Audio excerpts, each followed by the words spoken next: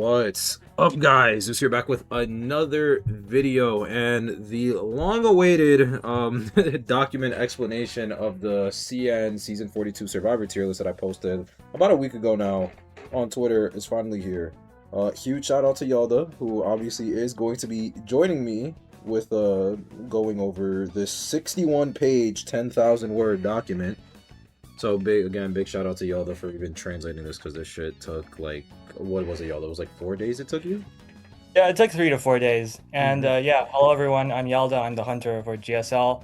Currently at 50 star survivor, 72 stars for hunters. I know, as you can see from the title or description, that the tier list we're going to talk about is adjusted for 100 plus stars, but I will reach there, trust me. It's not the end of the season yet. Anyway, yes, this tier list has been derived from Bilibili, and as we will see later, it basically is derived from all of the survivor stats that were available in the WeChat IDV mini program for all of the survivors. It lists each survivor's pick rate, win rate, draw rate, ban rate, S1 knowledge points value, A100 knowledge points value, and a few descriptions about why they are placed where they are. Now, when it comes to this tier list, there have been several adjustments in the past few seasons that basically represent some interesting shifts in the meta. One of the most notable shifts include the nerfs to the hunter's anti-harassment persona traits, most notably Rage from 10% decrease in one stack to 7%, and Addiction. After they have been nerfed, the role of hard supporters has seen a dramatic rise, and at the same time, there's actually been a decrease in the overall win rate of survivors, which is now around 20%. However, because the queue time for both survivors and hunters has been notably reduced due to adjustments to the queue pairing system, where occasionally you're going to have lower tier survivors being dragged to higher tier matches so that the hunter queue time will be reduced. It's hard to say whether the game is more survivor-sided or hunter-sided right now. I think above those two, it is a grinding meta. As in, if you play more, you're going to get more stars, as long as you don't play awfully. At the moment, therefore, just peak tier is no longer a good measurement, or the stats of peak tier, they are no longer a good measurement of how strong a character is in the meta. In order to do that, you have to adjust for 100 plus stars. So yes, with 100 stars plus, we are going to assume that the human player behind the screen is good at the character that they're playing, they know the basics, and they don't make mistakes as often. And since you want to win, there will be a greater emphasis in this tier list on the potential of each character, a word that Zeus hates. Hey, I only hate it specifically in rank. In tournament, you've seen it. YALDA, when we practice, you've seen it in my compositions and what I want us to do. In tournament, I'm a huge potential guy. Oh, well. I think it's just, I guess for me, you know how it is. It's just the trust aspect when it comes to having no communication with your teammates, unfortunately. That's fair. But when it comes to 100 stars plus, perhaps... Oh, yeah. No, yeah. Faith in their teammates. Oh, yeah, 100%, yeah. Especially since this is, like, everybody is at, like, 100 plus stars, you know? Like, this isn't just, like, a small subsection. This is, like, just the vast majority. True. So, with all of that being said, that being the preface, we're going to start off the video with the S tier, being Forward, Lanternist, Prospector, Doctor, Cheerleader, and Mechanic. So, we'll start things off with just their stats. So, we have Forward here. Forward with a peak tier pick rate of 2.1%, being 24th place. A peak tier win rate of 22.4%, being 2nd place. Peak tier draw rate of 24.8%, being 48th. And a peak tier ban rate of 11.7%, being the second most banned character in CN, with the highest character knowledge points out there being 22,072 points, with that overall being the 14th highest overall character knowledge points for S1. And then for 100th place, being, you know, A badge 100th forward, 11,232, with that being the 13th highest overall character knowledge for a 100th place A badge. They rated him a 9 out of 10 difficulty survivor, which checks out. And then as you can see, they do speak about the placing here. So forward specifically for his placement, it's somewhat ordered. So he's just bare minimum at his lowest potential for how they view S tier. He's where Prospector is, mid of S tier, and then higher, nowhere lower. That's kind of like how they're quote unquote ordering it, if I'm not mistaken, right, YALDA? Yeah, that the way of explaining it is correct. Yes. Okay. All right. Perfect.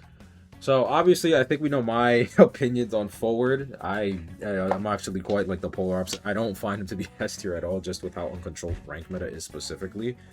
But we'll see their let's see their explanation / justification. So for strengths, he's extremely strong at kiting. Rugby durability consumption is low and has 0 frame dashes. Very safe in mixed pallet / window areas with the vaulting buff, and has very high base kiting stats even after his football is gone.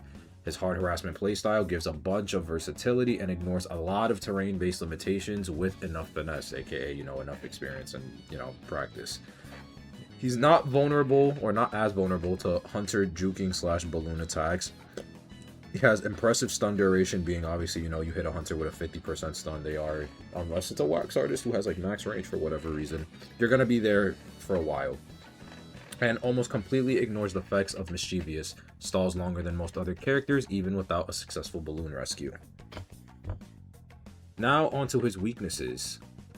Support playstyle has little room for error, which checks out. You have to play perfectly. If the forward player makes a mistake and the hunter properly uses excitement, it will lead to the forward being injured and disrupt survivor's coordination. His -25 decoding debuff remains the highest among survivors.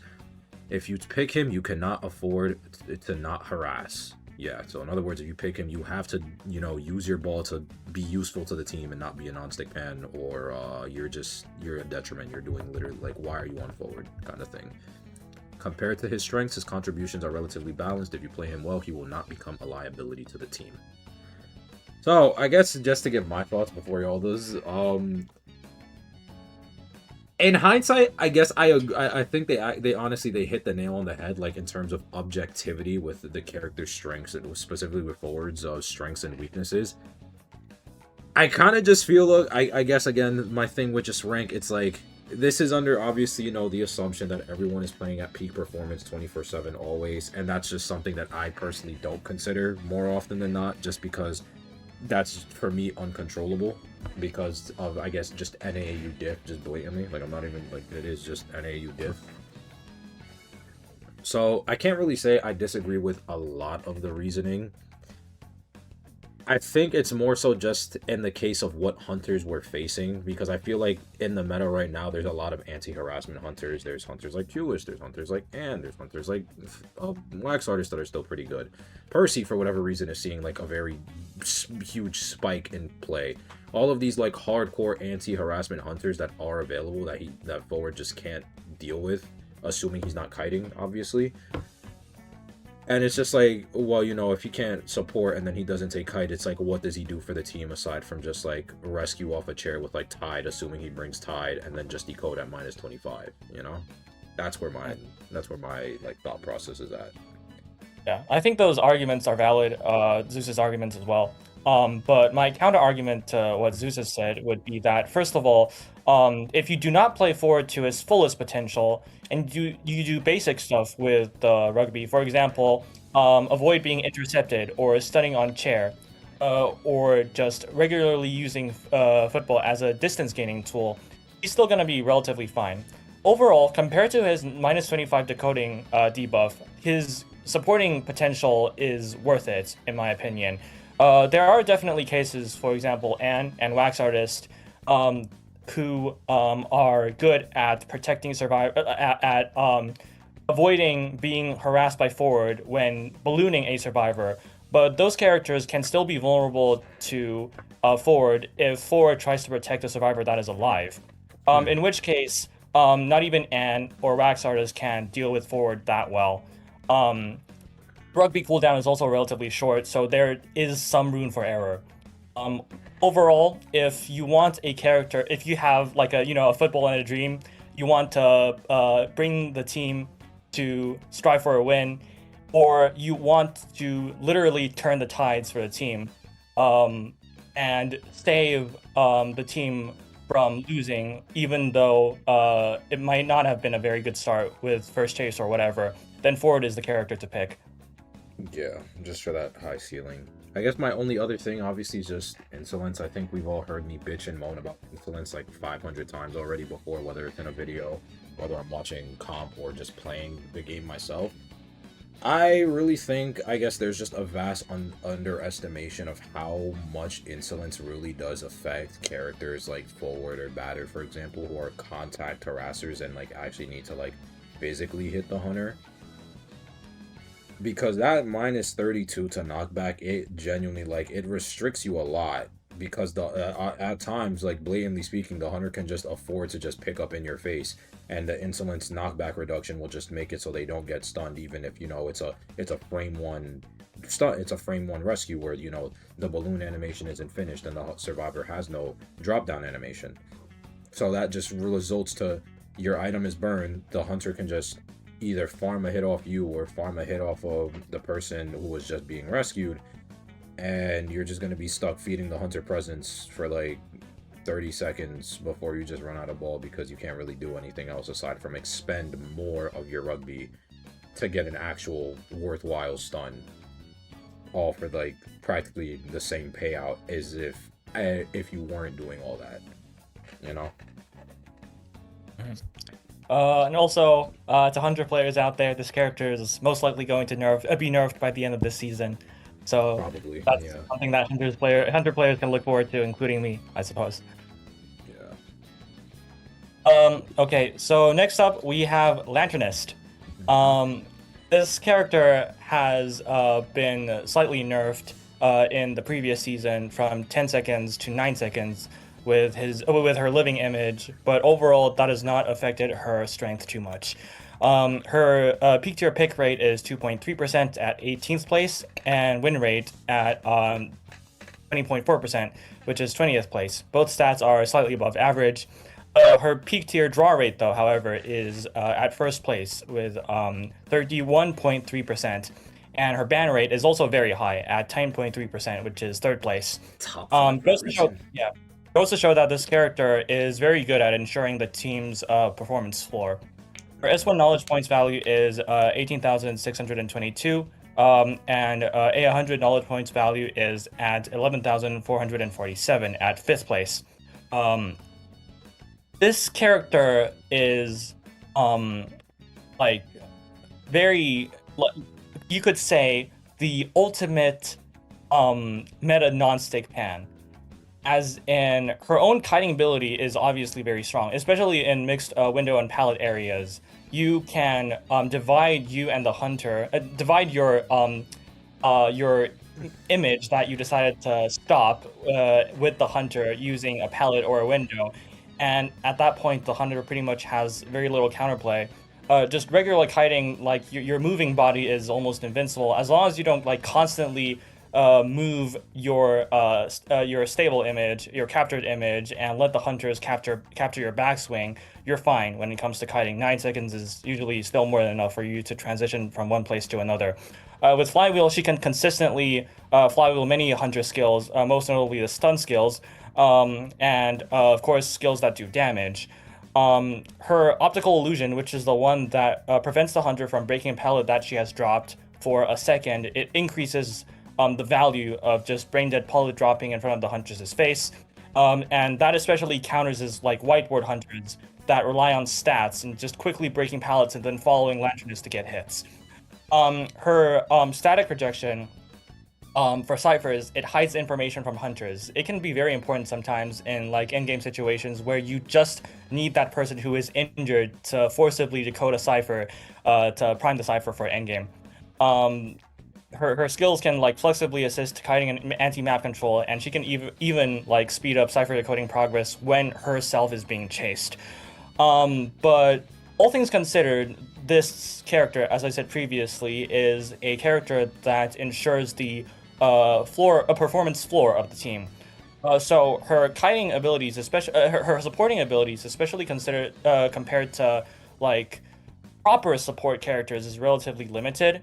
One thing that is particularly overpowered on her, I believe, is the static projection that increases the rocket chair time by 5 seconds. Not increases by 5 seconds, but Pauses it. like Just, pause yeah. it by 5 seconds, so that it dramatically decreases the rescuing pressure of rescuers and can save survivor lives at points. That is pretty disgusting. But other than that, she essentially has to bring flywheel to properly kite, and she herself has a 10% decoding debuff.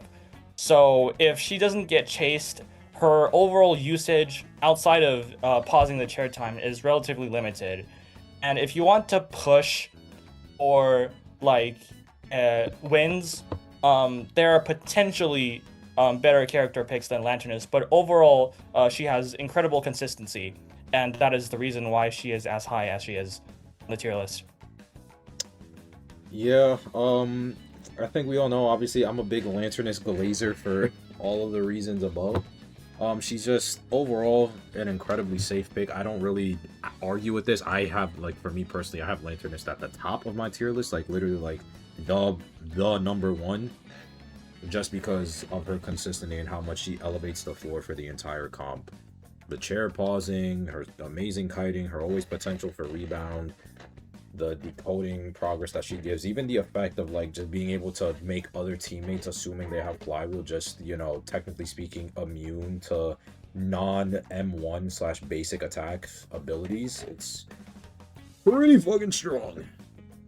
Like, I don't really have any, I don't really have any problems with Lanternist being where she is in S. I'm kind of just like, yeah, this is like, I glaze her for a reason, man. I glaze her for a reason. She's my top one for a reason. She just does so much for me, and I just like it. To me, as a hunter player, the only thing, as I have probably hinted previously, the only like real issue I have with her is the one that pauses rocket chair time. That makes chair guarding a good bit more difficult for hunters. I think, like, given that she has a 10% decoding debuff, her kiting abilities are more or less justified. I don't have that big of a problem with that. But by the end of the previous season, I think there's, bar one character, Lanternist is probably the character that most deserves a nerf. Yeah, yeah. They're probably gonna nerf that timer thing. They're probably gonna cut it from like 5 to 3 seconds. Even 3 seconds is quite a lot, but Oh yeah, not as 100%. outrageous, I suppose. Yeah. Yeah, not as disgustingly inhumane. Yeah. Well, on to our next character, we have Prospector. This is a hot one because for a while I haven't seen Prospector in S tier. Like, you know, I'm talking like damn near since his release, a while. So, Prospector being the third in the S tier, he has a peak tier pick rate of 3.6%, being the second highest, a peak tier win rate of 21.9%, being the 19th highest, peak tier draw rate of 28% flat, being the 38th highest, and a peak tier ban rate of 1.8%, being the 12th highest. Now, for character points, this one is actually kind of crazy.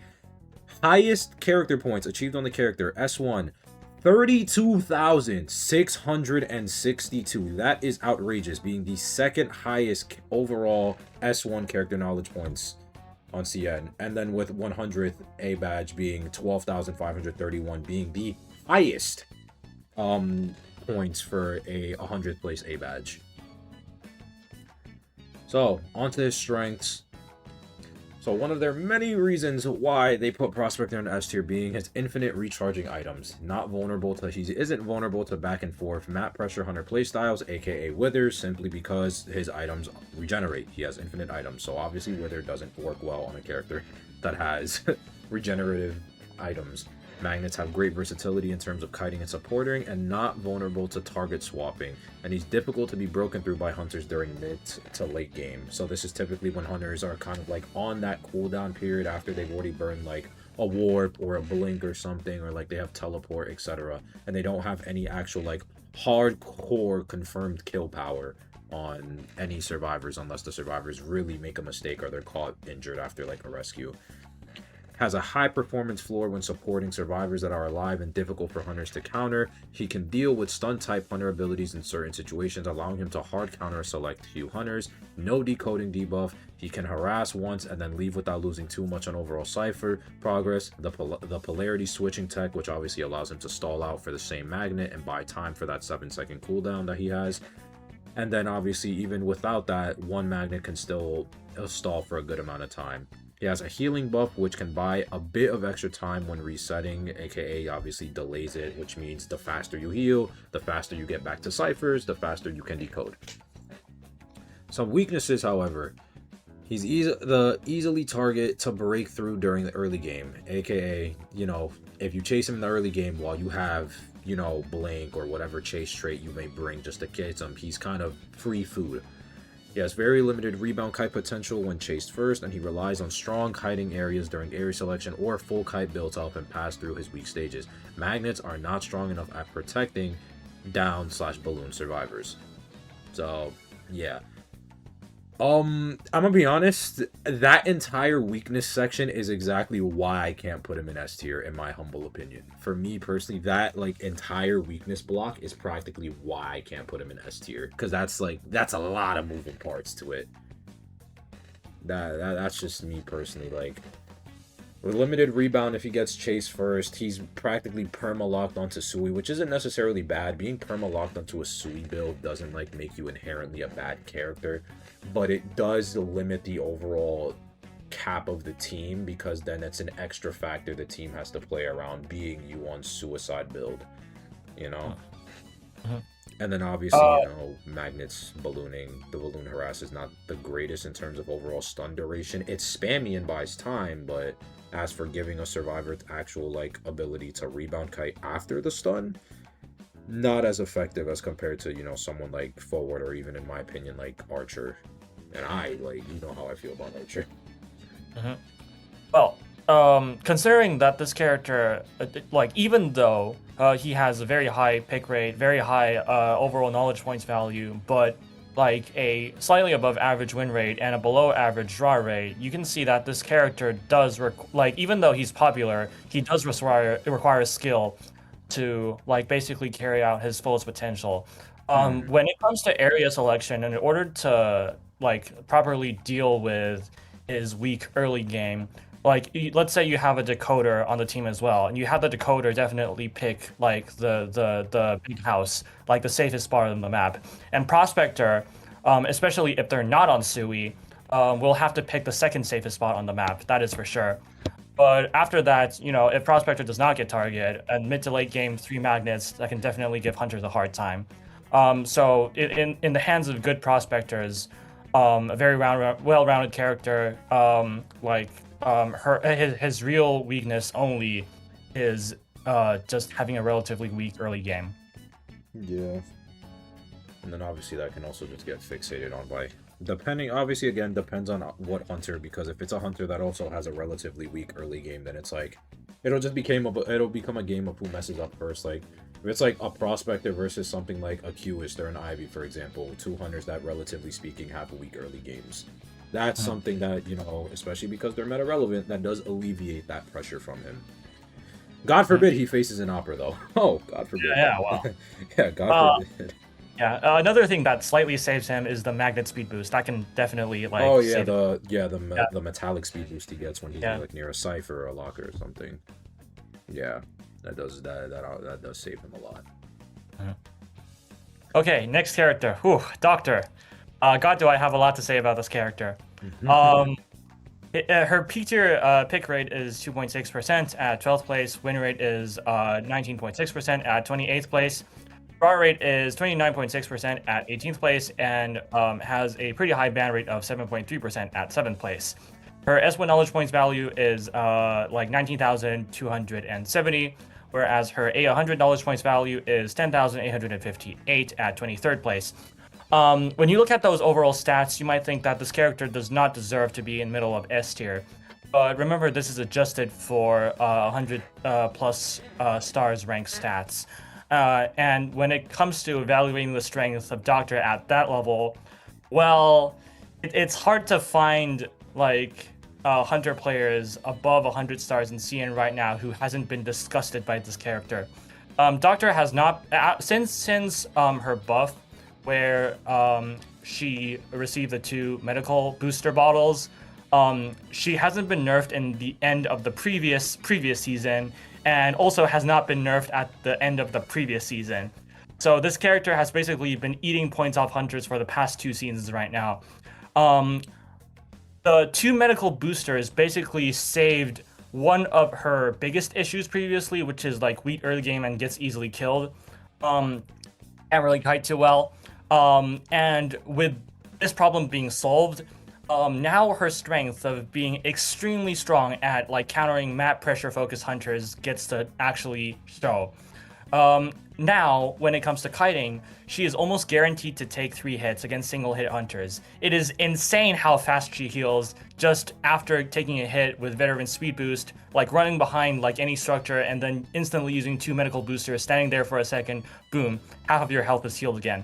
Her kiting alone is like now strong enough overall. When paired with other support characters, her support value, because of the infinite healing thing and overall fast healing, just exponentially increases the value. The way of like instantly using 2 medical boosters when getting first chase is like the more performance floor ensuring way of kiting. If you want to like rebound kite, you can definitely save medical boosters for that.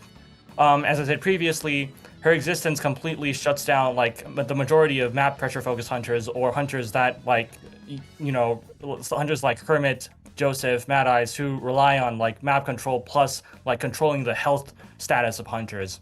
Her infinite healing makes it so that those hunters can either play around her health status or kill her quickly. Furthermore, her increased healing speed makes resetting when resetting is necessary like much faster. Even though under the healing persona trait meta, this isn't a super big advantage, but hey, like 60% healing speed boost is a 60% healing speed boost. Not to mention that she's going to bring a bunch of other stuff with that. Touch effect, Doctor, of course. Yep. So in terms of weaknesses, like there are potentially 2. First of all, she's still like relatively weak against like multi-hit hunters or like chip damage hunters.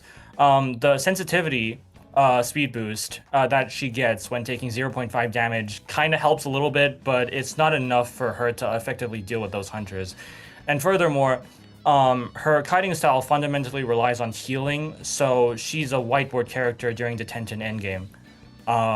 So yeah, in order to effectively carry out the strength of this character, you kind of have to like go in and run onto the hunter's face and body block, or just work with other supporters to like exert her greatest potential. But God, even when she is paired with someone who has like some hard harassment capabilities, it disgusts the hunter to no end.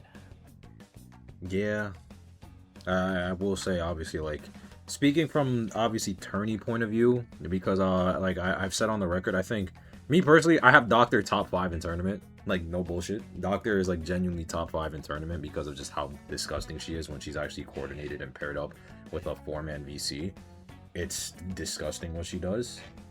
Rank, I think I've like we all know how many times I've said this before, but it's just how uncontrolled rank is. I don't like the concept of like a character that relies on another character to you know, have their strengths come out at their greatest level, when there are characters that could just do that by themselves while not risking anything else for the team. When you don't have proper comms or communication, since in peak tier we're stuck in duo, which is just a mentality thing and what people value and whatnot. But I can honestly, I can see the argument for, at least in this case, why Doctor, they would have her in S tier, considering that they're a very hardcore support / harasser based server and whatnot. Like, they really, they just love bullying hunters, man. They love to make the hunters like fume. Like, yes, this is for me. This is definitely one of the characters that makes me rage the hardest. So I think in terms of like adjustments, if this character gets nerfed, which hopefully she does by the end of this season, there are 2 things I would potentially add. One thing is a relatively long cooldown between the medical boosters to avoid like extreme ways of like abusing them. Yeah. Like straight up gulping down 2 medical boosters during first chase. Like a 30-second cooldown in between each one, I think is relatively fair. Another one is to decrease her healing speed, self-healing speed, when teammates are nearby. That way, it reduces her like ganging up on the hunter and like group supporting potential, and doesn't make her as disgusting. Mm-hmm. But that doesn't really like affect her solo kiting. So those are the 2 ways that I would adjust her. Understandable. I think one of the main things I would do, I guess, just to nerf her, because I do believe that she does still need an overall nerf with how fucking toxic her overall design is. Like, I genuinely do believe that she does need an overall nerf. I think what they could do is just, obviously, like you mentioned the self-healing speed, to piggyback off that. I was just gonna say after every successful heal, it just, like, now the next heal takes, like, 10% longer or something. Like, every time with the Novelist book. Every time Novelist farms up one book, the next book that he needs to farm up takes even longer to farm up. Something like that, just to, like, alright, you want to, like, heal, you want to body block and heal, well, guess what? Every time you do that, it's going to take you even longer to get the next heal off to come back and do it again. Sort of make this character is just by design very, like, a very extreme and polarized character. Yeah. As I said previously, it's not only those things, but, like, her existence alone just makes a few hunters not get to play the game anymore. So... yeah. And we like playing the game here, guys. We like playing the game here. Alright, on with the next character in the S tier. Ignore the, like, 20-minute time jump. Cheerleader. We have a Cheerleader up next in S tier. Cheerleader now has a peak tier pick rate. Say that 5 times fast. Peak tier pick rate of 4.6%, being the highest pick rate, actually. Peak tier win rate of 19.1%, falling at 37th. Peak tier draw rate with 28.1, being at 36th. Peak tier ban rate of 3% flat, falling at 10th. And then S1 knowledge point value of 23k 250 points, falling at 10th. And an A100 at 11k 220, falling at 14th. Now, this one is obviously another hot one because I don't think I've seen Cheerleader in S tier since her release, and even then I disagreed with that personally when Cheerleader came out. So let's see the rationale for it. So, going on with her strengths, single pom-pom has a fairly low slow debuff at the end, sufficient to deal with hunters that walk on barefoot, aka that don't have any kind of like movement tools or anything. They're just like walking straight. Double pom-pom has high kiting versatility and can allow her to dodge almost any hunter ability. Infinite recharging items make her not vulnerable to back and forth map pressure hunter playstyles, and she obviously has the ability to rebound kite. Her nerf at the end of the previous season had almost no impact. What was the nerf? They nerfed her? Yeah, the nerf made it so that, you know, whenever survivors get cheered, both herself and the survivor getting cheered get like a 5% speed boost. That became 4%. Amazing. That was a nerf? That was it? That was the nerf? Yes, and there was something else that didn't matter, but that was about, like, after using the 5-stack mini speed boost, there were some changes to the stats with that, but it didn't matter. That's the point. It didn't matter. Yeah, I'm just like, I mean, anything can be called a nerf, I guess, man. They be calling anything a nerf, I guess. Yeah. Mini BT with 25, yeah, sorry, I repeat. The nerf had in the previous season had no impact. Even a simple encourage when kiting teammate passes by, give them 4% speed for 10 seconds. Obviously, the buff to her mini BT, aka the revive, being at 25 instead of 28 now is great. Excellent performance healing when it comes to support or extreme situations when the survivors need to force cypher pops. So I'm assuming obviously she can just start cheering and building up stacks, and eventually the hunter has to hit someone, which allows them to pop. You know, they can't just sit there and stall out cooldowns, you know. Inspire has incredible synergy with the abilities of certain survivor teammates. The cooldown reduction creates a significant change in regular kiting and prevent teammates from dying quickly. So obviously characters like Aeroplanist, characters even like Matador or Acrobat, for example, most commonly known with a Cheerleader's refresh ability, does amazing wonders. So that inspires, obviously, like, this is like the cherry on top of her kit. This is like the focus of her kit for me. I don't care about her speed boost. I don't care. Crazy to say, I don't even care about the reviving thing, even though as strong as it is.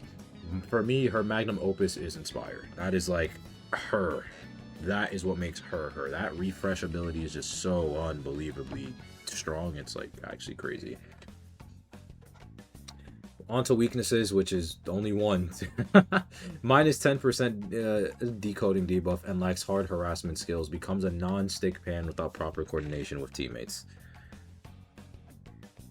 So I guess for my thoughts, it's just a matter of again, this is, I kind of honestly, I think I'm on like the forward spectrum for this. I can't really disagree with any of the points here, aside for I think me personally, I think allow that double pom-pom can allow her to dodge almost any hunter ability. I feel is a little bit of a hyperbole, but maybe I'm just nitpicking.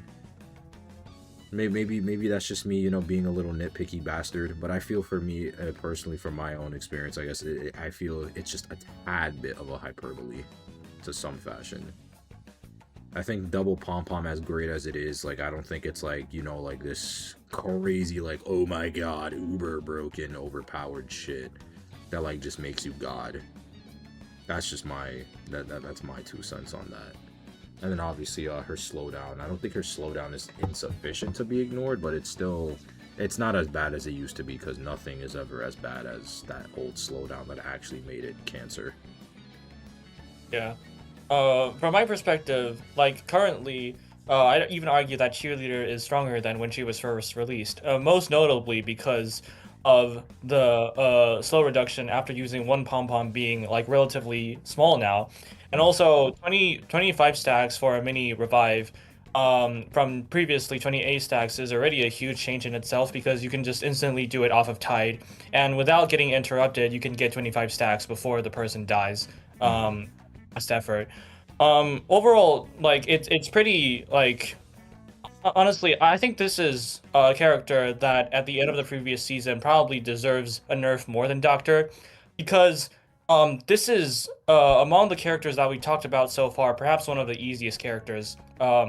If you plot like character strength against difficulty, Cheerleader would be at the top left, essentially. Like one of the characters that has the highest cost effectiveness in terms of how much effort you need to put into learning the character and how like effective the results will be. Just like teammates passing by and then like Cheerleader doing like pressing the encourage button, giving them a speed boost is already pretty insane. When added with other support characters and actually getting that 25 stack, it can seriously interrupt the hunters' game plan and overall chase rhythm. Overall, like her kiting ability might not still be as strong against like hunters that run really fast, like Opera Singer. Obviously, even with 2 pom-poms, it probably doesn't gain too much distance. But overall, her 10% decoding debuff compared to how well she can kite right now is justified, in my opinion. I agree. I think just it's her fluidity, which I think is obviously now like her biggest strength. Just how fluid she can kind of just like be slapped into any comp for fun, practically. That's kind of how I see it. You can kind of just be, oh, you want to play something? Okay, here, just have this and call it a day. And then there's really nothing else that can really be said about it aside from just she just fits in well. Like just genuinely, she does. She just fits really well into the comps nowadays. And she's not as big of a liability. S tier, I think, maybe is a bit of an exaggeration for my personal taste, because obviously my S tier criteria is way more extreme, I guess. I'm way more like, all right, you gotta practically be able to damn near do it all without fail, like, or any risk for you to be S tier, but that's just my personal shit. Right. Next up, final character in S tier, bottom of S tier, we have Mechanic. This is a very interesting one. Her peak tier pick rate is very high at 3.3%, which is 5th place. But her win rate is relatively low, only 19.3% at 34th place.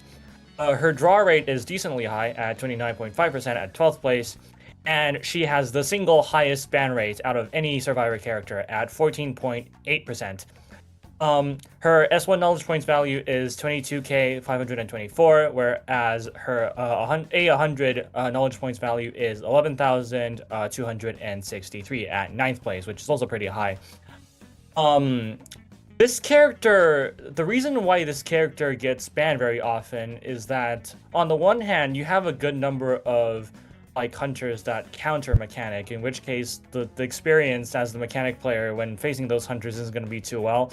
But for hunters that can't really deal with bot, mechanic really thrives, and for those hunters there really isn't that much of a choice besides like banning Ban the character or just lose practically. Yeah, for me, I always ban character because my hunter pool doesn't really have a character that have a hunter that deals with mechanic that well. But anyway, she is like because of the existence of the bot, she is the uncontested strongest decoder.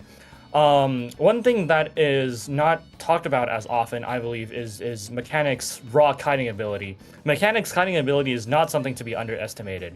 Her bringing broken windows is probably makes her a stronger kiter than the majority of like containment and rescuer characters on pure tide. Even if she dies very fast, as long as bot is outside, you can still guarantee that one extra cipher gets popped. And when she doesn't get chased, a main body and bot can simultaneously pop ciphers. Obviously, her decoding style isn't like that straightforward. You need to spend time to learn how things work. But regularly, if you just, like use bot to decode, main body decode, and then let the bot explode, let the bot fail calibration, and then let the bot decode again, you should be fine. A bot, unless is like specifically targeted and hit by the hunter, it usually does not get depleted, and in which case bot basically acts as a fifth person on the team, has the ability to like heal or open the gate or give tinnitus at endgame, which can all mess up the hunter's like map control and overall game rhythm. When kiting, bot body block allows her kiting strength to be like above the average decoder, especially in mixed palette window areas where bot can like be placed at a choke point. When other support survivors protect her main body, bot decoding outside can like ensure that decoding continues even with like multiple characters supporting and not decoding. She definitely has exploitable weaknesses though, which is why she's not higher. Ultimately, she does have 15% slow vaulting, which means that like without bot, she's gonna die pretty quickly. If at the start of the game she just sends the bot to decode. Gets countered by a good number of hunters who has like who can deal damage across the map or can just like deal with bot easily. Which, as I've said previously, if those hunters are let out, mechanic usually doesn't have a very good gameplay experience. In like back and forth map pressure situations where he needs to decode more than 2 ciphers and bot is potentially already used up, she herself can't really do anything. At that point, multiple people are going to be injured and she doesn't decode fast either. So this character, because of the bot mechanic, is able to ensure that the team has a pretty high performance floor, which is why she has a decently high draw rate. But in terms of striving for wins, mechanic struggles a bit.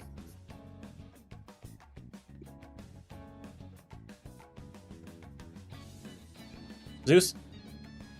Sorry, my fault. I was talking to the void. I was muted for a second. I was saying I can't really find anything to really disagree with here. I'm not gonna lie. Like, I kind of like I agree with everything damn near, like strongest decoder without fail because bot is broken. She can obviously kite really well. I think the most infamous situation, that was like really, not situation, I guess is not the word, but the most infamous person to look at for the spike age, I want to say in like the last like 6 months for mechanic would be Persica. Persica kind of like really put up and out there like, yeah, you want to kite with mechanic, you got to kite like this with mechanic if you want to make mechanic be busted, or you decode, like learn how to cipher rush like I do kind of thing. Like she kind of like revolutionized that almost, at least in the IDV sphere, in terms of like mechanic players and whatnot. True. But like 2 things about that is that Persica runs like pure flywheel mechanics. So unless you're as good as Persica, it's pretty risky. You can like try bringing Sui or just like broken windows only, I think that's also valid. And 2, Persica is good on like damn near any character. Yeah, Like, you know, literally, it's sucking just 5 owls as Seer out of DX. You know, those are only things that she can do. it's truly just Persica diff. When you just become that good, you can just do whatever the fuck you want. It's crazy. Even her weaknesses, even to bring it back to the mechanic though, even mechanic's weaknesses I think are pointed out more than likely just perfectly. Like, they're not really much to her weaknesses aside from that. Like, it's just perfectly. I don't really have any real debates, I guess, about this placement. I don't think you do either, because even me, when I play Hunter rank, I permaban it. I still just permaban it because fuck no, I don't want to deal with that. Yeah. Okay. Next up we have A+ tier. Those are characters that are still like very good. They have a very strong place in the meta, and picking those characters can still guarantee that you have a pretty good rank experience. But like, compared to S tier characters, either their strengths are like not as like salient, or some of their weaknesses might be a bit more exploitable, as we will explain later. Yup. Alright, do you want to call it here for there, or do you want to see it just, or do you want to run through A+ as well? I think we can run through A+. Okay, then I guess just give me another 10 minutes so I can fold the clothes, so that way then they don't fucking get all wrinkled and whatnot. Sure. Alright. Alright, so now on to the A tier. So, as y'all said, A+ tier. A+ tier. that is true, actually, yes. Specificity, yes, the A+ tier, yes, onto the A+ tier, alright? As Yalda stated earlier, you know, this is the pick of characters that, you know, just barely lag behind the S tier characters, the S tier bunch. Are still very good, very competent characters, but are just missing that, like, final oomph, or they just have, like, a weakness that's exploitable enough to where they just can't make the cut, unfortunately. And on to the A+, just the characters, just to list them out. We have Grave, Merc, Anti, Batter, Gardener, Novelist, Puppet, Seer, and Toy Merchant. And I'm gonna be honest, compared to the S tier, I agree with this tier a lot more compared to the aforementioned S tier. But with everything being said, let's start off with A+ with Gravekeeper. So, onto Gravekeeper. Had a peak tier pick rate of 3.81%, coming at 8th. Peak tier win rate of 19.6, coming at 28th. Peak tier draw rate at 31% flat, coming in 3rd. And a peak tier ban rate of just 0.8%, coming at 16th. His max S1 was 25k607. No joke intended. None of you. I know what you are. Don't even think about making that comment. Coming at 7th place, and then A100 being at 11,251, coming at 11th. Now, I personally glaze the absolute fuck out of Gravekeeper. Honestly, I personally have him at S. That's just my thing. I just think he's just, and for me, undisputed best rescuer in the game in terms of just, you know, what he's intended to do. So me personally, I think this is actually kind of low for him, but you know, we'll see why. So onto his strengths. We have his item's versatility. He can block hits, gain distance, and it only has a cooldown of 13 seconds, and it's short enough that he does not have to worry about being able to unuse his shovel when chased. A single shovel can be used twice, one to gain distance, one to tank a hit, because, you know, a shovel lasts like, what, 35 seconds? Right? Yeah, I think if you use the total, like if you borrow underground the entire time, it's 35 seconds. 35 seconds, yeah. Burrowing state makes him immune to majority of the negative status effects, and he can target a good number of hunters, aka, like, you know, he can counter a good amount of hunters. He can burrow through pallets and force the hunters to break shit pallets or god pallets. He just forces interaction between hunters. And his rescuing gimmick puts the hunter in a dilemma. Hitting him gives a free rescue, whereas not hitting him allows him to forcibly stall the time for the chair out of shovel. And the rescuing buff makes it obviously that it's damn near impossible to TS him unless you just Naiad 0.27, and it's frame 1 reaction / prediction. So yeah, rescuing with this character, it's like having to chair guard against this character when he's coming for the rescue is not it's not free, unless I guess you're cutting him off on like Moonlit and he's at 4th and the chair is at Godkite or some like outlandish shit like that. His main weakness, or like I guess to the documents, his only weakness He's difficult to contain. He's difficult to kite with when you don't have pre-drop planets in the vicinity. And the kiting style obviously gives him presence because, you know, one shovel, one hit, second shovel, second hit. That's 4 hits out of 5 for needed for full presence. And that's assuming the hunter doesn't have insolence, which is obviously, you know, not really the greatest thing ever.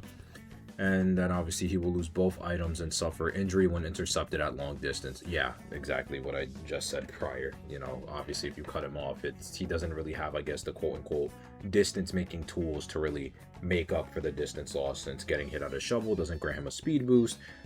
And all things considered, if the hunter got it down in his chair guarding and he's being intercepted, the hunter has presence, which means that it's fairly simple for him to give a second hit before he even gets his second shovel back. And then he has to use that second shovel to even get the rescue off, assuming he got cut off. Yeah. I think you can make a pretty strong case for putting this character in S tier. It's also very interesting to observe how Gravekeeper and First Officer, those two rescuer characters, evolved respectively in the meta. During the Opera Singer Ivy meta, our First Officer was considered like very strong and way stronger than Gravekeeper. But now the advantages of Gravekeeper has gradually allowed him to surpass the position of First Officer in the meta, in the opinion of those who made this tier list. The 15% decoding debuff that Gravekeeper has is definitely on the lower end for like standard rescuer characters. And Shovel being able to use twice also allows like his souls not get to not be depleted that easily. But still, like if the hunter does hit the shovel, and the hunter does benefit a lot from presence, then the shovel still gets consumed pretty fast, and that will potentially make like late game a bit more difficult. And he doesn't have any like hard support abilities, but that's not necessarily required out of like a pure rescuer like him. Compared to like First Officer at this point, like a good number of hunters can consider chasing First Officer for their first chase, but for the majority of hunters still, like chasing Gravekeeper isn't an option that can be like easily considered. So yeah. Overall, very strong rescuer, arguably the strongest rescuer. Yeah, I again agree. This is another one of those cases where I think for me, I kind of can't see why they can't put him in S, considering not just like the numerical overwhelming like pros to con ratio, but it's more of just like how well he does against like the meta spammed hunters like Peddler, for example. Since his shovel, he can't even, it's not like it's one chip and gone, it's like it's double chip, for example. He has up to two uses per shovel, which means he has 4 shovels technically speaking that he can use throughout the entire game. And there's not many survivors that have just straight up 4 items aside from the quote-unquote infinite item survivors. You know, most survivors, at least in the modern day and age, cap out at 5 main items. Not 5, sorry, 3 main items, and then maybe like 1 or 2 like subsequent items that are more like niche and supposed to be used and coincide with the main item. You know, prime example would be Archer. Archer, by all means and intended purposes, has technically 5 items, but the crossbow is more of a subsect item that's meant to really be used just to chain with the heal bow itself, just to complement. Yeah. In any event, I think the reason why they didn't put Gravekeeper in S tier is because his win rate is slightly on the lower end. He's not a character that can really push for wins.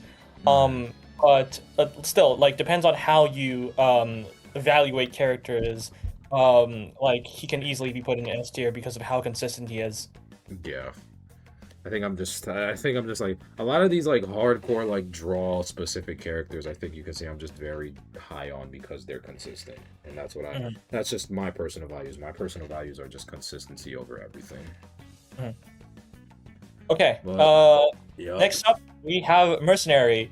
Lately there has been a lot of voices, especially in the CN server, complaining that Mercenary is garbage now. Mercenary can no longer be played. Mercenary is the worst rescuer.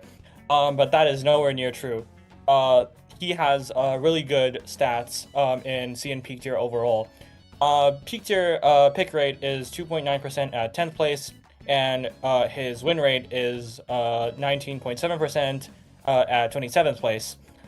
His draw rate is also one of the highest, along with Gravekeeper at 30.7%, which is 4th place, with a ban rate of 1.6%, which is 13th place. His S1 knowledge points value takes the crown of being the highest, which is 37k. Yeah, And pros gonna his love that. 800 knowledge points value is 11k 123 at 17th place. This character is a classic example of a rescuer that guarantees the team's base level performance, like performance floor. His elbow pads have a very short 5-second CD and is versatile due to how like they fundamentally allow Mercenary to kite by gaining distance. Has very fast floor swing and non-existent end lag.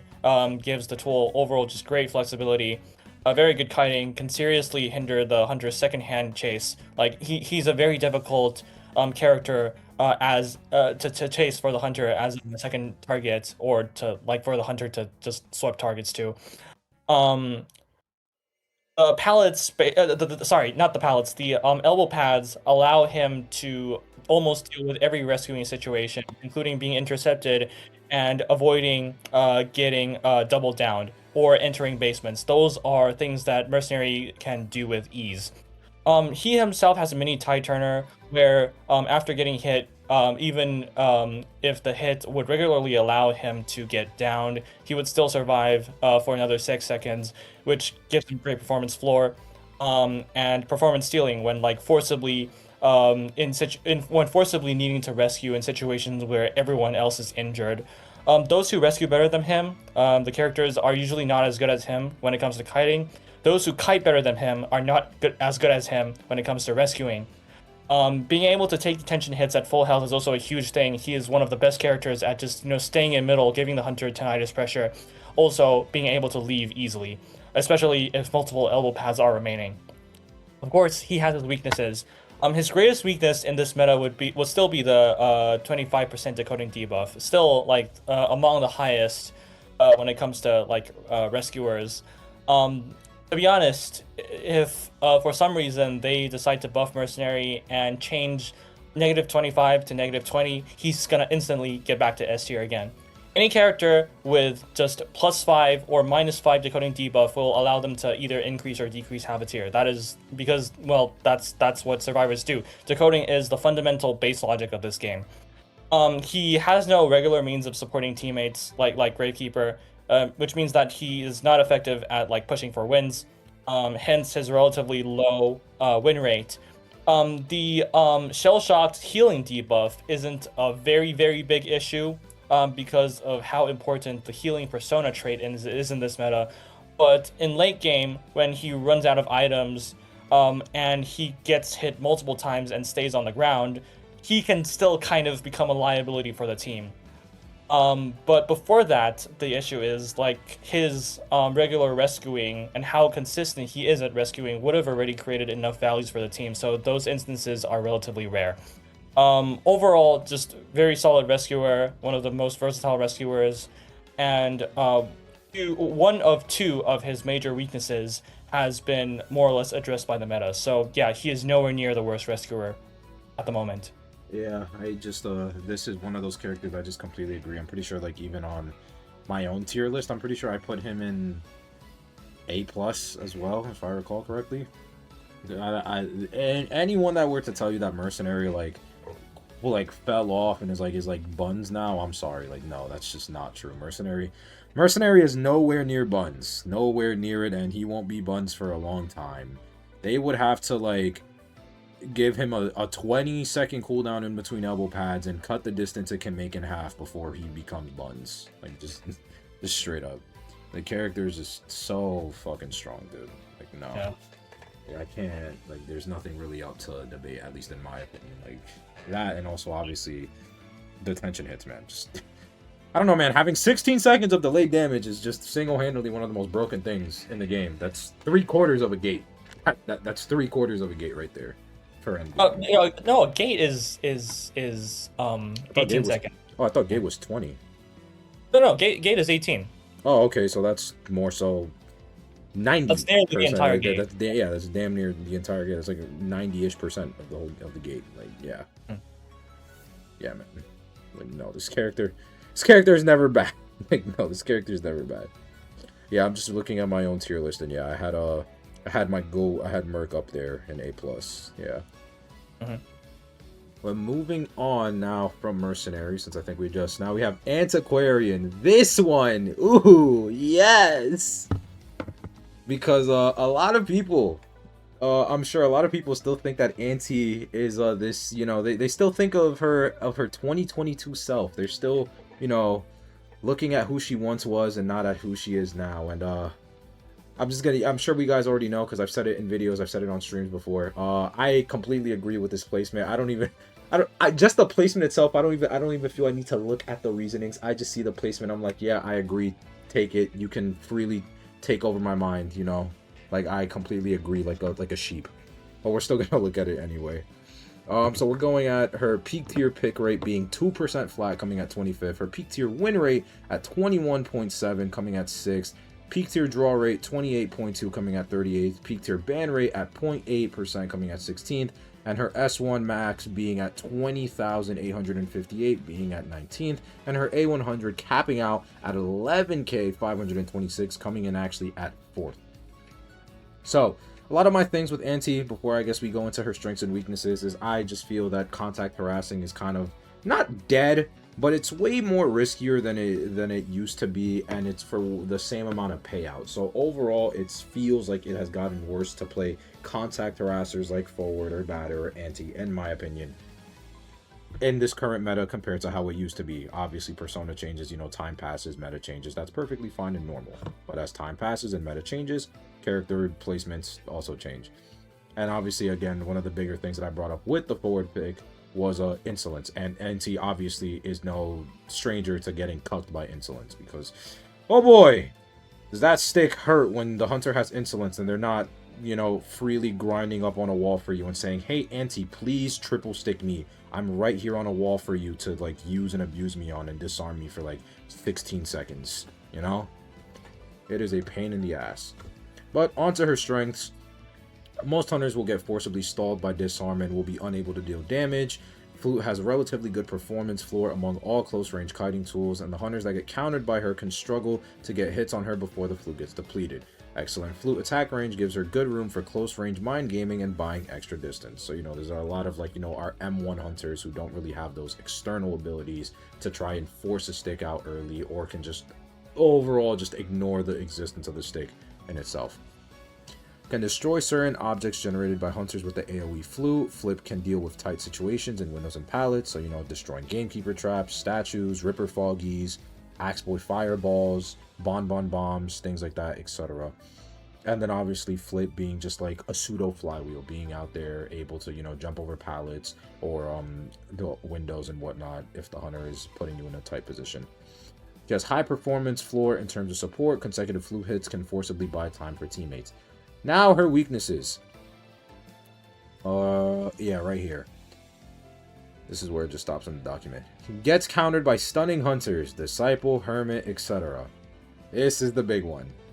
Has limited marathoning capabilities. 5% speed boost with stick swinging is not enough, and the gate opening speed is too slow, with difficulty to forcibly buy time for gate opening with consecutive flute hits because of how quickly the flute gets used up in earlier parts of the game. Yeah.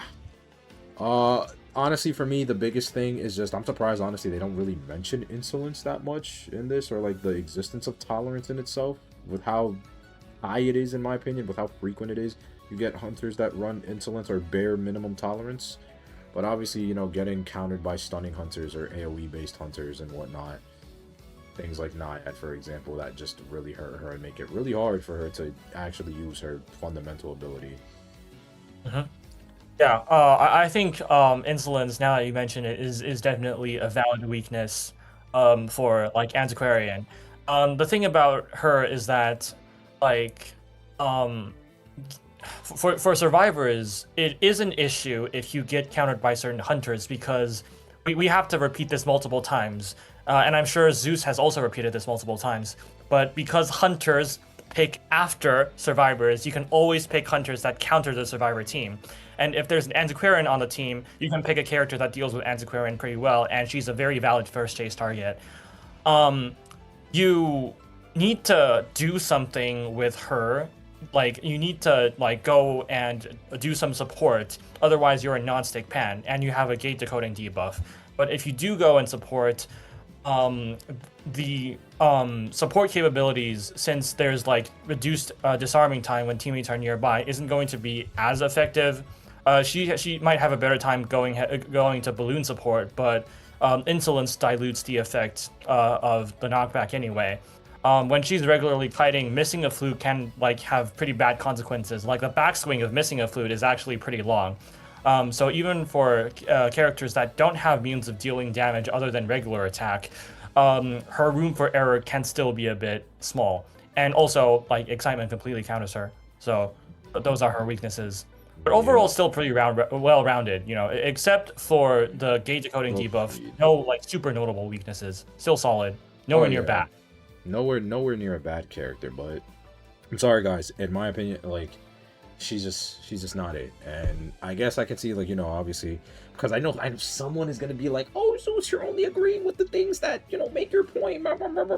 No, I'm agreeing and disagreeing with a lot of things. Even with my boy Forward, I still can see why they have him in S tier. It's just a me personal gripe. But aside from that, yeah, I can't say I disagree with a lot of this. I think the one thing I don't even think they really mention is the fact that obviously her harassment is situational in terms of team synergy. When I say that, it's like not team synergy, team coordination, and you don't have that high. You don't have that high of coordination when you're in just duo queue, you know, peak tier rank. You just don't, because for the sole fact, Antiquarian is the only harasser in the game that, by all means, technically speaking, cannot break balloon harassment in between the balloon animation. It just does not work. You have to sit there and wait for the balloon animation to be completely finished before you can actually, like, start harassing. And like YALDA mentioned earlier, if the hunter has insolence, it dilutes the effect. It becomes very mind gamey, and God forbid you miss a swing or the hunter just reacts and baits you out, you're gonna eat a balloon hit, and now you just put the team in a complete disadvantage. Right. That's it for Antiquarian. Next one, we have a character that is infamously rated highly in the CN server, Ganji Gupta, aka Batter. So this character has been nerfed at the end of the previous season, so those stats will have to be like, we're gonna have to like basically rank this character down a bit. This character won't be like as high as the stats seem to suggest, because ultimately those stats are derived from the previous season. His peak tier pick rate is 2.4% at 15th, and has a very high win rate of 21.6%, which is 5th place. On the other hand, he has a very low draw rate, which I'm pretty sure is like the lowest in the game, at 23.5% at 49. Man. Yeah. So, but he still has like a very, very high ban rate at 10.3%, which is 3rd place. And his S1 knowledge points value is also very high at 26k, with a A100 knowledge points value at 11k 214th, which is 16th place. This character, how should I put it? This is a character where if you pick him, you basically have to like battle it out. You have to duke it out with the hunter. His support though has like pretty good room for error because of how Rampage refreshes the CD, and it is relatively low risk. It is not like full contact support. You can stand a good bit of distance away from the hunter, and then use the cricket to hit them, which means that it's not as likely for Batter compared to someone like Forward to suffer injuries from, let's say, a failed harass. As long as the Batter player does not try to pick up the ball, regardless of circumstance, and keep themselves safe first, like they're not going to be injured and they can harass again.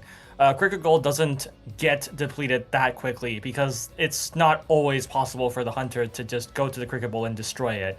They have to care about who they're chasing as well. The Cricket Gold can get immediately picked back up by the Batter and doesn't get depleted when a Batter is protecting someone who is alive. Unless Batter's on Rampage, of course. The hunter doesn't really have counterplay to batter when, for example, they're trying to balloon someone who's standing behind a window. Those situations are really tough for the hunter, and one of the reasons why batter is like among the most hated survivors in the CN server. Overall, this character has a really high performance ceiling, and his excellent vaulting speed, especially with Rampage, damn, 40% is no joke. It grants him really good base stats for kiting overall, even as a whiteboard with 0 cricket balls remaining. But, like, as I've hinted earlier, because of how he has a -20 decoding debuff, he has to go and harass. Otherwise, there's no point in picking the character. Every single, like, feature on this character screams harassment, harassment, harassment. And also, he can't pick up other items like forward once all the cricket balls are destroyed by the hunter, which means that, you know, in cases where all cricket balls are destroyed and the game gets dragged long, he's gonna struggle a bit. And be a liability to the team, especially considering his decoding debuff. Furthermore, this character lacks a bit of consistency. Missing a hit puts him in a good bit of backswing, and Rampage has a very long foreswing. Hunters can't just walk against walls when chasing batters specifically. And like, as we can determine from the very low draw rate, his low performance floor is a pretty big issue.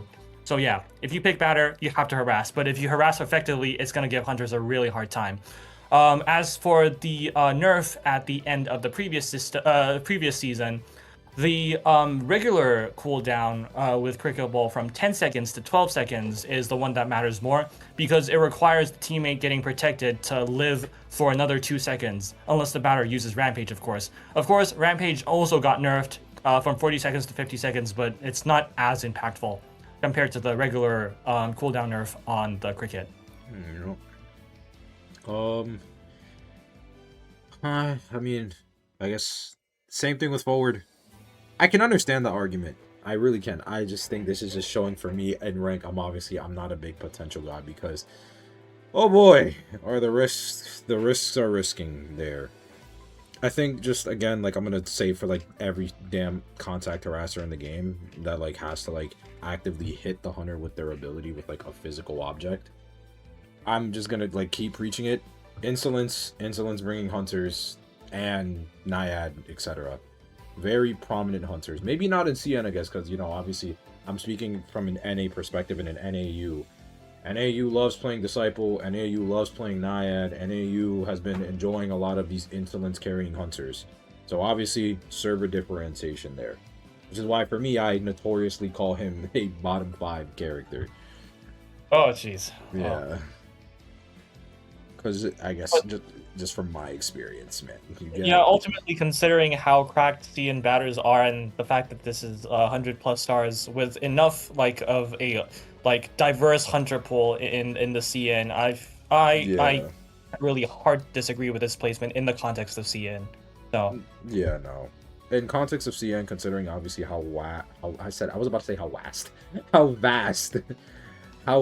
the, you know, the sample size is, it's like, yeah, I can't disagree too much.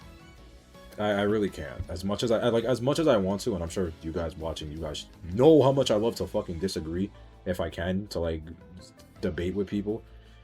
In context of CN, like I can't really say I disagree, considering like they just have that big of a sample size to account for these, like, you know, sample errors. Just basic statistics, unfortunately. And I can't argue with statistics. I can't argue with people, though, like YALDA. Okay. Moving on. Next one. Gardener. We got Gardener coming in next in the A+ tier, which I also agree with. I think Gardener, after her buff, is just phenomenal. Like, just a very strong, very safe character. Very great character that has a lot of working parts to her that she can be used to fulfill a bunch of different roles. Looking at her peak tier pick rate, we got at 2.2% coming in at 21st. Win rate at 21.2 coming at 11, so a relatively high win rate, all things considered.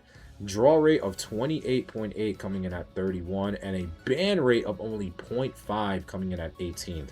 Her S1 knowledge point value coming in at 26k 453, with taking 4th place, and her A100 coming in at 11k 263 at 90 at 9th. I don't know where 90 was going to come from, but coming in at 9th place. So she actually has, for her point values, 2 top 10 spots, which is kind of crazy. This shows, you know, the face of IDV. Not only is she popular, but damn, is she good as well in the meta.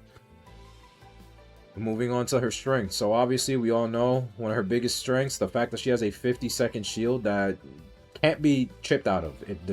Obviously now, one of her recent buffs was the fact that her bubble cannot be chipped. You have to chip it twice if you're actually gonna like take her out of it, which is very good, very strong for her. Works out in her favor a lot. And this makes her very easily capable of handling being chased first, and the fact that shield regenerating progress is cumulative grants her the performance floor of entering kite areas and the performance ceiling of countering certain hunter skills, aka, you know, the animation cancel tech for priming bubbles. You have your bubble, you prime it at like 80%, you drop a pallet, and now the next time you stand still, your bubble is already 80% pre-built up, which means you can just pop it the second you need it at the snap of the snap of your fingers. It's very good, very strong. Her buff completely reversed her be countered relationship with chit damage hunters and stun hunters, and is currently countered by almost no hunters. This is most infamously seen with characters like Wax Artist, where Wax Artist originally, as we know, his hot wax does what I like to call in IDV terms true damage, as in it'll break through any protective items that the survivors may have and just automatically damage the health state. Now that doesn't matter with Gardener, assuming she's at full health, because her bubble obviously builds up while she's standing still now, which means if the Wax Artist stuns her, her bubble automatically starts building up, and then by the time she takes this true damage, she has her 6-second invulnerability from the shield that makes the hot wax ultimately useless, because the wax would still have to break it. And that obviously applies to also a multitude of other different hunters who potentially stun, like Anne, for example, or Hermit. Then obviously rescuing with the 6 seconds of shield has no counterplay. You literally, it's like you hit it, it's a free rescue, you stall it out, it's chair time being stalled out, and she'll just rescue with like a second left on it, which means obviously because of that, she can bring Tide and still rescue while injured. With good coordination on certain positions of the map, chair breaking can occasionally create miracles when it comes to protecting down/balloon survivors. Onto her weaknesses. Chair breaking blade style gets countered by Giant Claw and is difficult to carry out alone. Her worst case scenario is that hunters choose to swap targets onto the Gardener during the first or second chair, and the ciphers will still not be enough. The character is still strong enough without the toolbox though. So, you know, obviously chair harassment, it comes with its perks, but if the hunter just brings Giant Claw, go fuck yourself. Overall, I agree with this a lot. I think honestly I think they just genuinely hit the nail on the head with her. I'm not gonna lie. I really like Gardener, especially after her buff. I think she's just a very great character. I look-y want to learn her just so I can like keep her in my pool, but like that's a topic for another time, you guys. That's a topic for another time. Yeah, Gardener just in the current meta, you just take her shield and completely remove the toolbox, and she won't be that much weaker. This is a character that has both a very high performance floor and a very high performance ceiling. Performance floor being carried out by bubble, and the performance ceiling being carried out with chair breaking in certain map locations. But the thing about Giant Claw and using Giant Claw to counter Gardener is that you don't know what kind of playstyle the Gardener on the other side will fall to. Because if they just play regularly with shield and you bring Giant Claw, then you wasted talent points. Especially you wasted probably like 10 plus talent points, considering how useless quenching effect is in this meta. Pretty sure it's 15 actually. You waste 15. You have to go one into what is it, inertia? Then you have to go into quenching. Inertia is pretty much a must bring anyway, so it doesn't really. That's true. But if you decide to not bring Giant Claw and the Gardener player does decide to break chairs, then you're gonna get disgusted. So yeah. Yeah. You're just gonna get fried.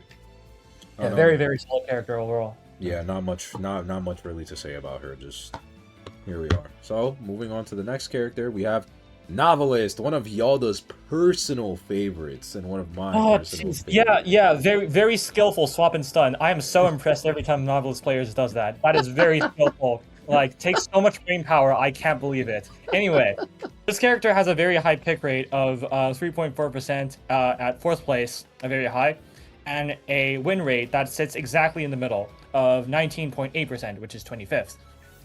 He has a draw rate that is somewhat low at 28.7% at 31st place, and a P-tier ban rate of 1.4%, which is 14th place.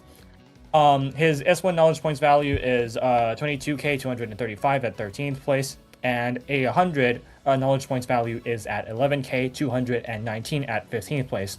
Overall, decently high stats. And this character, man,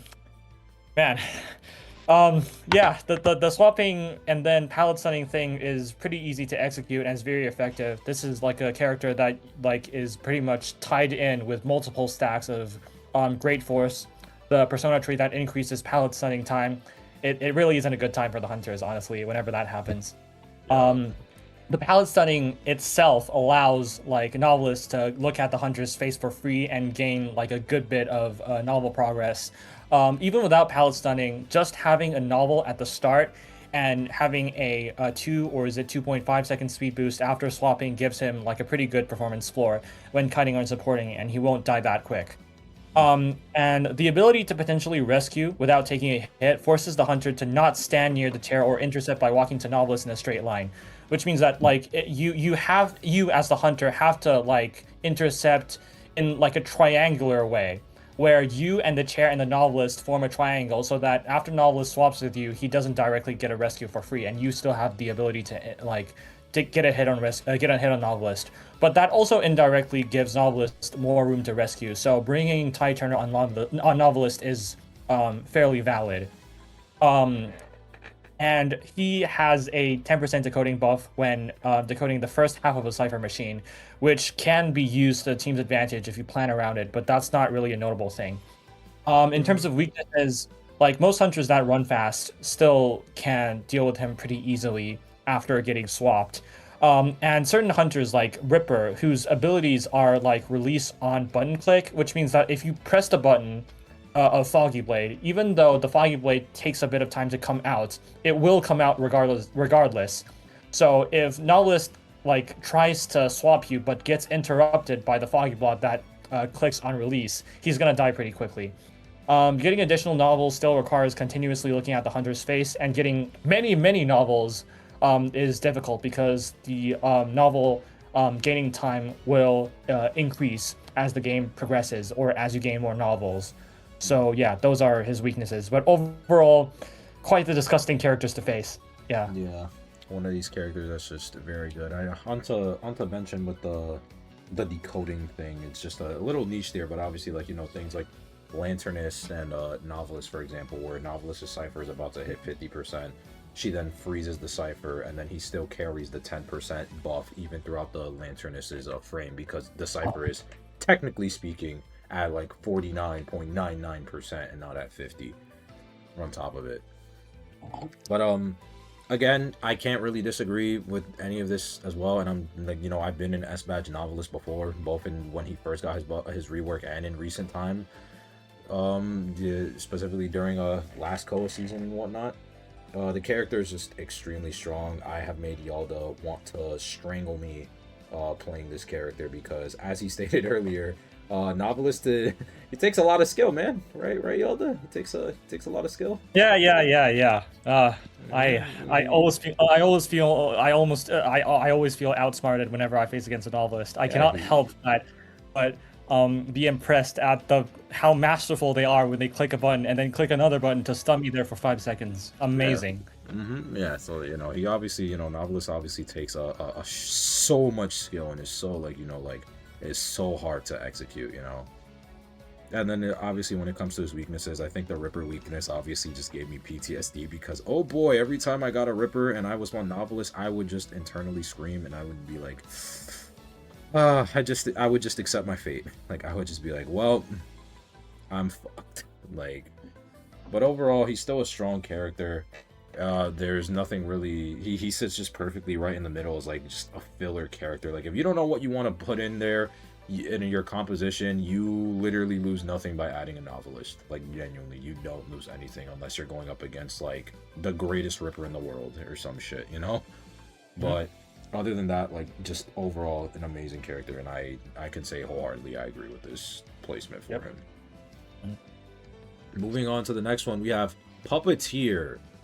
So, Puppeteer was a character I'm pretty sure on my tier list I actually rated relatively lowly. I am doing this thing now where I'm going to be just looking back and forth to reference my tier list, and I put Puppet in my list. Oh, never mind, I lied. I put him in A+, just on the lower end. Never mind, I lied. I'm stupid. That's exactly the same then. Yeah, I just put him on the lower end of A+ tier. But, yeah. We got Puppeteer here with a peak tier pick rate of 2.6% coming in at 12th. A win rate of 20.9% coming at 12th as well, actually. Wow, that's kind of funny, actually. Which is relatively high. And then a draw rate of 31.2% coming in at 2nd place, holding that silver medal, with a ban rate of just 0.5% coming in at 18th. His S1 knowledge point value at 22k 553 coming in at 11th, and then his A100 coming in at 11k 589 with 3rd, taking bronze in the character knowledge at A100s right there.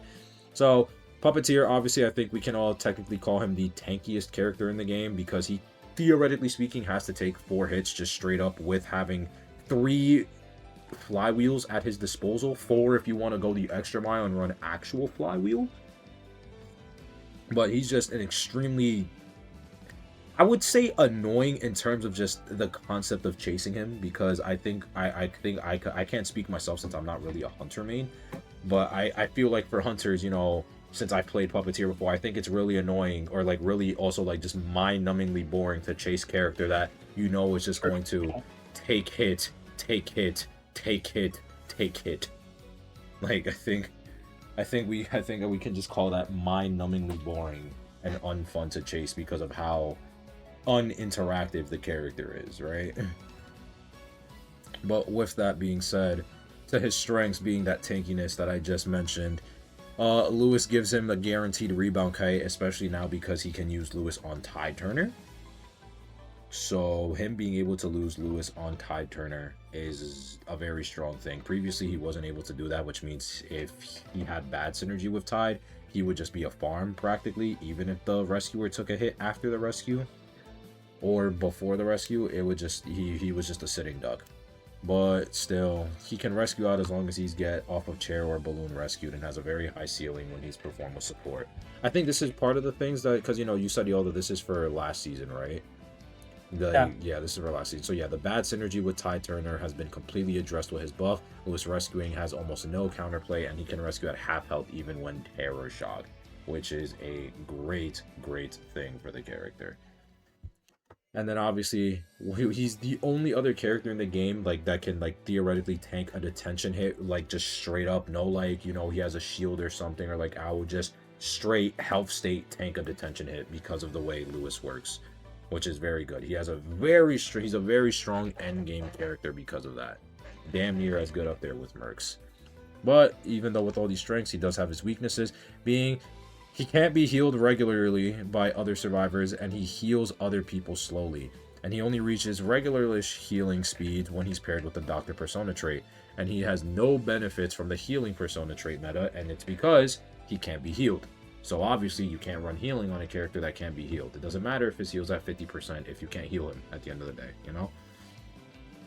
And he has no room for error in a back and forth map pressure situation, because his ability takes a health state. If you are playing Wither as a hunter and you are able to wither out puppets, you're not only withering out the Puppeteer's ability, you're withering out the Puppeteer's health, which means when you catch him lacking, he's already going to be way more weak compared to what he was when you were first starting off, you know, your game of Wither back and forth, which obviously does hurt him. And then if he's not bringing Tide, he can be, you know, then seen as a non-stick pan, aka a character that does absolutely nothing for the team aside from exist and decode like any other character. Yeah. So this character, fortunately, we're not talking about like an AU champion tier or like around the 25-star, 30-star ballpark rank here, because I swear, and Zeus can probably justify this for me, that when it comes to Puppeteer players in a rank, there's like a 30% chance that they fail to click Lewis. Yes. In which case they're screwed. Like there's no saving this character anymore, because like not being able to get healed will make him a serious burden if he just doesn't kite well enough during first chase. But assuming that the puppeteer player actually knows what they're doing and they make use of things like Undaunted, then yeah, just very, very solid kiter. Previously, I'd say Acrobat is the definition of like a full decoding speed strong kiter. Now Puppeteer takes what Takes the previously cake. was at that spot. Yeah. Yeah.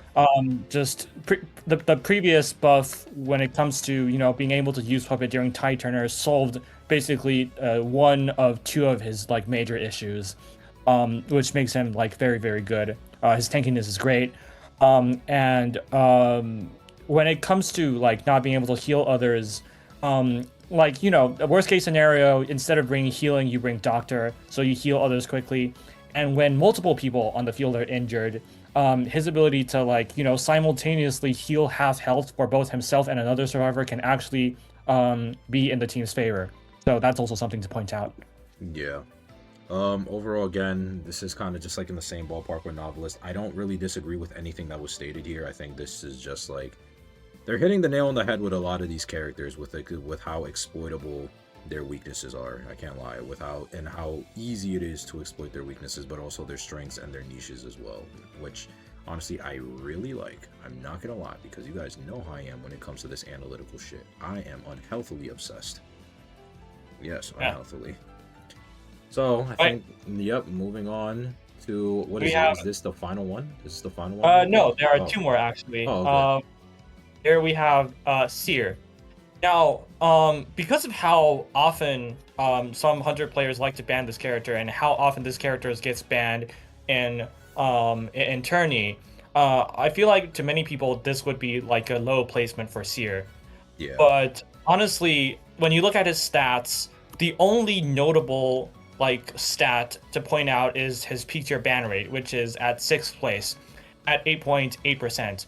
But for the characters that have higher ban rates than Seer, most of their other stats look much better.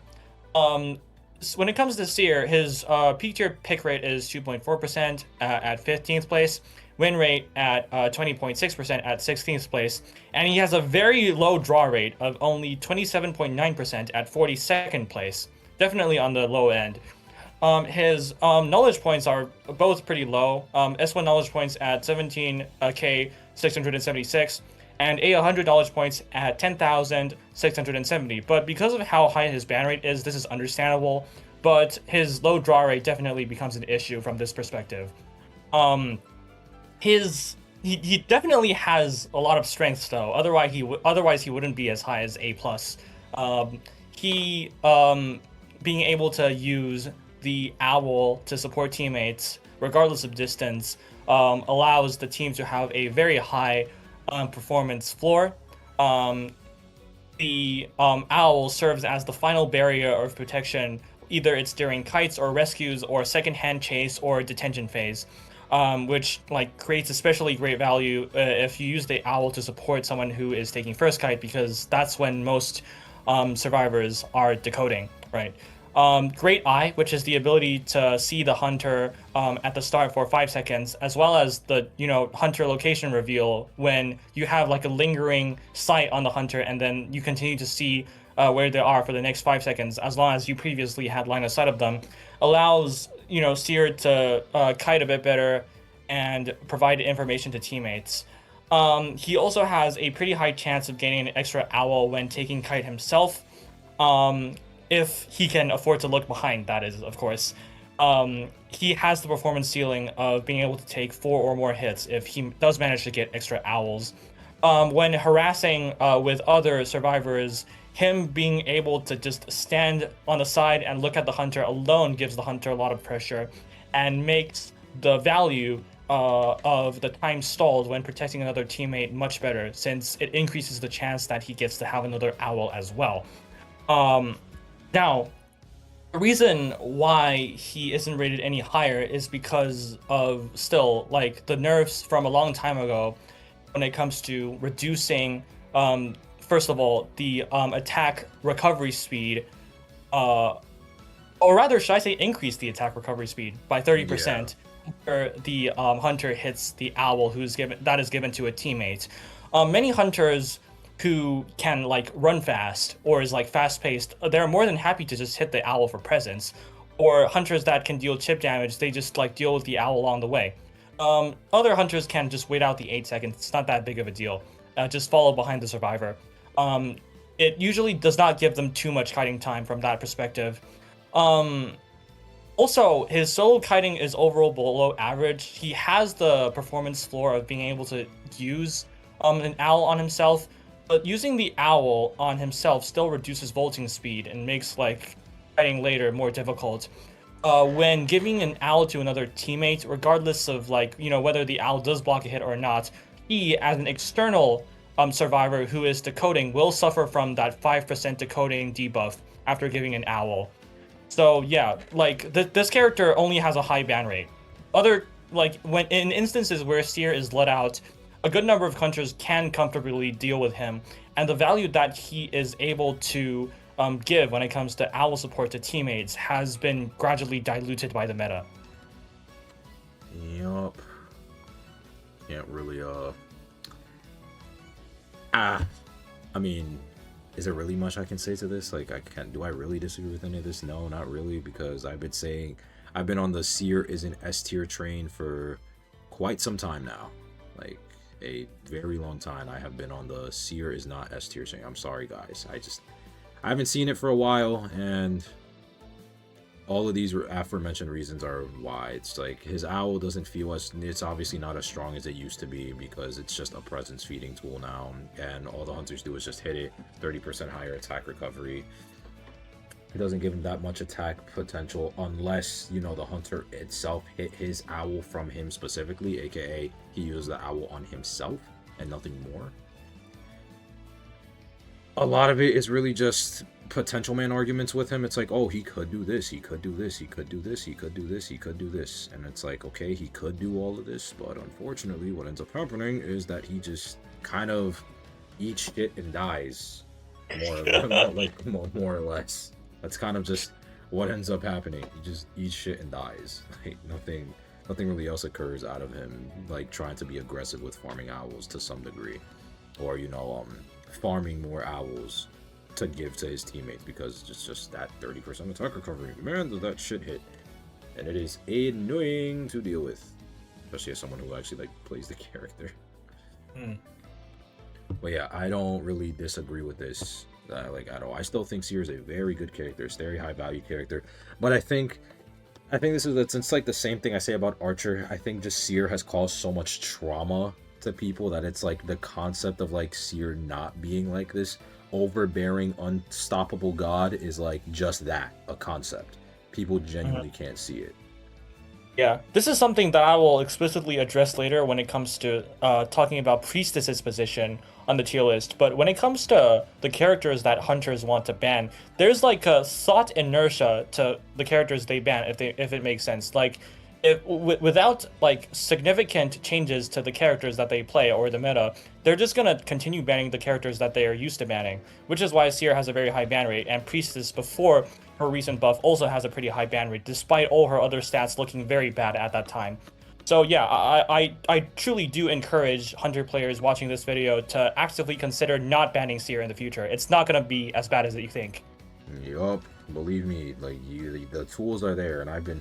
Thank the Lord, a Hunter main who's had over 100 stars is in the VC saying the shit that I've been saying, because I swear to God, I say this shit and I just get looked at like, I just want hunters to give me free wins because I'm a whiny survivor main. It's like, well, guys, it's just active thinking, man. It's just, you know, choosing to, you know, deviate from the norm and actually think from yourself instead of just following what everyone and their mothers is telling you. Finally, we have Toy Merchant at the bottom of A+ tier. Yup. And we got Toy Merchant here with a peak tier pick rate of 2.2% coming in at 21st, a win rate of 20.4 coming at 20th, which is, all things considered, relatively low, I'm not gonna lie. Or not low, but like a little bit on the higher end. Sorry, I forgot there's like 30, 40 survivors. We have 28.3% draw rate, which that is actually on the way lower end of the spectrum. And then we have a ban rate of 3.2% coming in at 9th. Her knowledge points are S1 coming in at 21k. 817 coming at 16th, and her A100 coming at 10k 995 coming in at 19th. Now, I think Toy Merchant is a very strong character. There has been someone who infamously in my streams and in my videos and in my Discord server that thinks Toy Merchant is a top 5 character for one reason or the other. So, to you, who I know you will probably be watching this video because you are going to want to glaze Toy Merchant to no end and back, I hope you're happy with her placement in CN because, you know, you use these arguments for me when it comes for Batter and Archer, so taste your own medicine? Ha ha ha. But yeah. So, Toy Merchant obviously very strong. I think she's still very capable. The catapults, the items that she gives now that she has what is it, like the vaulting buffs every time she opens chest now. She gets interaction based buffs now. Whatnot. Easier catapult placements. Just overall very strong. So, going on to piggyback off that, placing catapult now has a short 4 swing, and it gives her strong solo kiting. Beforehand, obviously, dropping a catapult and being onto the catapult would take a huge amount of time, and it would risk giving her up a hit. Now, she obviously doesn't have to deal with that anymore, which is great. She can kite consistently on catapult and glide in regular kiting areas, and is extremely difficult to catch in certain kiting spots. Think of areas like small boat and lakeside, big boat on lakeside. Any map with a fucking 2-story, like Corner House, for example, and Ever Sleeping Town. Or Graveyard in Ever Sleeping Town, Connected in Chinatown. You know, areas like that just extremely make her an extreme pain in the ass to chase. And the catapults can interrupt hunter chase when using support teammates when they are near 2-story structures, like I just mentioned. Has the ability to counter interception when rescuing, and gliding gives her near invincibility, which makes Tide Turner a valid option. Obviously, 90% of the hunters in the game, unless your name is Lucino, you can't actually hit a survivor out of the air. And then the toy box can be used for any teammate and simultaneously give her a decoding speed and simultaneously guarantee her decoding speed and support effectiveness, aka, you know, the buff where now anybody can use an item, albeit it's restricted to 1 item. Anybody on the team, doesn't matter if you can't pick up new items after your item is depleted, like Batter, for example. Anyone can use an item out of her toy box. Anyone can use an item that they give. It's really fucking broken. It's really strong. And then obviously the vaulting speed when she opens items from boxes, which is not meta defining as they state here, but it's not something that you can just like say like, oh, it's irrelevant. Like, no, that's pretty fucking huge. And then obviously now her weaknesses. So we have the catapult launching animation is still fairly long and has obvious directionality and is vulnerable to hunters that move fast and have distance gaining skills, and which results in decreased kite versatility. And then obviously the minus 15 second on the toy box item cooldown has bad synergy with other survivors. So, you know, you can't chain items anymore. You can't use the item that you got out of the toy box on top of your own personal item. That gets put on cooldown in order to like balance that out, which obviously does hurt characters like harassers, for example, because if they have an item that came from the toy box, if you use said item that came from the toy box and you try to harass, well, you're on a 15-second cooldown, buddy, so good luck trying to harass, you know. But overall, she's still a very strong character, and I agree with this placement personally because of mainly the aforementioned weaknesses. I think one of the things that they didn't really mention, but they kind of mentioned, was her map dependability. They mentioned it when she's coming in for support, that, like, you know, it can obviously disrupt when the hunter is in 2-story areas, but that's about it. If she's not in a 2-story area, there is not really much usability for her catapults. The distance is still somewhat meaningful in my opinion, but it's not as meaningful as, like, you know, the catapult on Leo's memory from, you know, middle to factory, for example, you know? Those are very two different things. Yeah, her overall support still like is terrain dependent, unless it's something like from Leo's memory center field to like the middle part of the stairs. It's not going to be like too effective. The distance gained is like definitely acceptable for hunters, as is mentioned here in the document. Hunters that move fast or have distance gaining abilities, or just straight up have warp, you know. The character is now leaning more to like a priestess role, where she's becoming like a support character that is exceptionally strong on certain maps, on certain locations, but like regularly her kiting still has like exploitable weaknesses. Yeah. Okay, yeah. I again just took the words right on my mouth. I agree. Like, it's like I can't really do anything. I can't really disagree with that. at all. She's just a very solid character. I put her in A+ tier in my own tier list because of just her overall versatility. But map dependency and anti-synergy with harassers obviously does hurt her. Yeah. Alright guys, that's going to be it for this video. Now, I know that kind of cut off at like an awkward spot, but because of how long this video really would have been, me and YALDA both agreed that it would be better if I edited it out and split it into 3 different parts. So I'm going to have part 2 coming out hopefully by Friday, because this is going to be out Wednesday on the 25th for part 1 for the CN tier list. So yeah, we're gonna hopefully have, I should have part 2 out by part 2 by Friday, and then part 3 should be out by Sunday, and that's it. Because in total it's like over 4 hours worth of recording, and I don't think you guys are gonna sit for a 4-hour video. I don't think you guys are gonna sit for that. So yeah, that's gonna be it just for part 1. I hope you all enjoyed, and again, the document is gonna be in the link in the description down below if you want to obviously read along, you know, or just have it for yourself. If you don't even want to watch the video, just you want to have the document to have the explanations, that's fine, so you can, you know, read for yourself. But yeah, thank you all for watching, and again, please give a thanks to YALDA for translating this, because after the, you know, obviously this is post everything being edited now and everything like being said and done, this took a lot out of him. So yeah, thank you all for watching. I'll catch you on the next one. Peace out.